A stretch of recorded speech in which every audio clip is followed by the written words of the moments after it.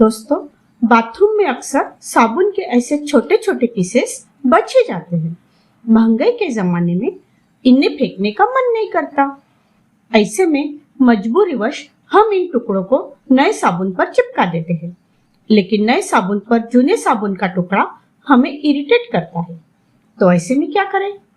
आज मैं आपको बचे हुए साबुन के टुकड़ों के ऐसे 5 चमत्कारी उपयोग बताऊंगी जो यकीनन आपके काम आएंगे। नमस्कार, स्मार्ट टिप्स विद ज्योति में आपका स्वागत है।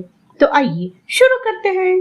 यदि आप चश्मा पहनते हैं तो यह ट्रिक आपके बहुत ही काम आएगी। चश्मे पर कई बार दाग धब्बे लग जाते हैं। साबुन के बचे हुए टुकड़े से आप चश्मे को बहुत ही अच्छे से क्लीन कर सकते हैं। चश्मे पर साबुन को लगाकर हाथ से उसे फैला दीजिए, फिर सूती मुलायम कपड़े से उसे अच्छे से पोंछ दीजिए। इस तरह आपको साबुन दोनों लेंसेज पर लगाना है।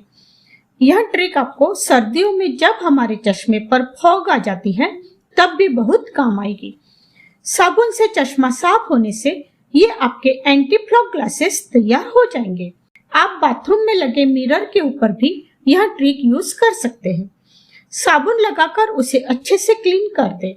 इससे बाथरूम में जो भी स्टीम होगी वो मिरर पर नहीं आएगी और आपका मिरर क्लीन रहेगा। आप देखेंगे कि चश्मा बहुत ही अच्छे से क्लीन हो गया है।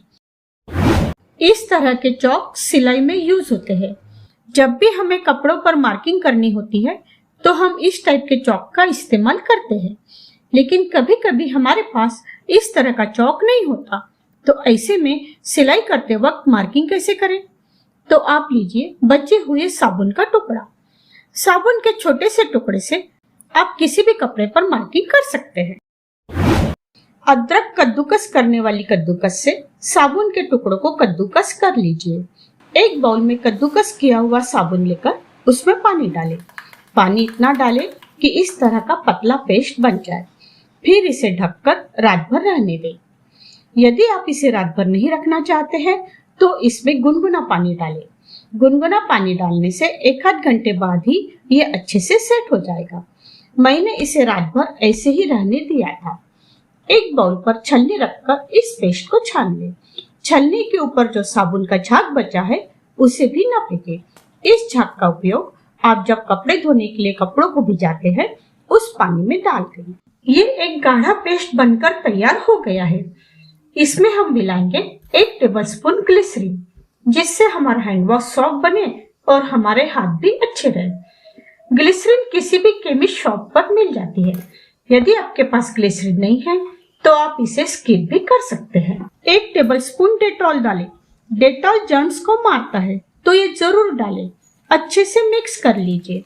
अब इसमें थोड़ा सा पानी मिलाएं ताकि ये थोड़ा पतला हो जाए, क्योंकि कई बार जब हम डिस्पेंसर से लिक्विड निकालते हैं तो वो आवश्यकता से अधिक हो जाता है, जिससे सोप लिक्विड वेस्ट होता है। ये हमारा हैंड वॉश तैयार हो गया है। बचे हुए साबुन के टुकड़ों से जो हम अक्सर फेंक देते हैं उससे हमने बहुत ही बढ़िया हैंड वॉश तैयार कर लिया है, और वो भी बिना किसी ज्यादा मेहनत के। हैंड वॉश को सोप डिस्पेंसर में डाल दीजिए। अब जब भी आपको हैंड वॉश करना हो थोड़ा सा हैंड वॉश लेकर हाथों को धो लीजिए। नेक्स्ट ट्रिक में भी साबुन के टुकड़ों को कद्दूकस करके पानी डालकर भिगोकर पेस्ट तैयार कर ले, जैसा हमने अभी किया था। इस पेस्ट से हम बनाएंगे पेपर सोप।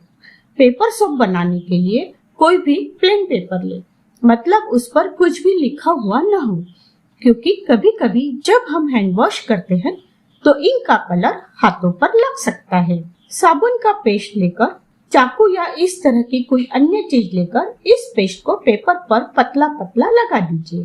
पेपर को पंखे के नीचे या ऐसे ही सूखने दें। थोड़ी देर में ही यह इस तरह सूख जाएगा। अब पेपर को फोल्ड करते जाएं। कैंची से पेपर को काट लें। कटे हुए पेपर्स के साइज के हिसाब से पेपर सोप के लिए ऊपरी कवर काट लें। पेपर सोप पर ऊपर नीचे ऊपरी कवर लगाते हुए कॉर्नर पर पिन लगा दें। इस तरह 2-2, 3-3 पेपर सोप लेकर पिन के पास से उन्हें फोल्ड कर ले। ऐसा करने से जब हम हैंड वॉश करने के लिए पेपर सोप को डायरी से निकालेंगे तो वो खोल के वहां से आसानी से फट जाएगा। ये हो गए हैं हमारे पेपर सोप तैयार। अब जब भी आप सफर पर जाएं तो ये पेपर सोप साथ में ले जा सकते हैं या बच्चों को स्कूल में टिफिन के साथ दे सकते हैं ताकि उनके हैंड्स क्लीन रहे। आपके मनपसंद फ्लेवर के साबुन के 3-4 टुकड़ों को इस तरह के नेट के कपड़े में या बैग में डालकर आप इसे अपने वार्डरोब में रख दीजिए। वार्डरोब में बहुत ही बढ़िया खुशबू आएगी। फिर मिलेंगे अगले वीडियो में। जय श्री कृष्ण।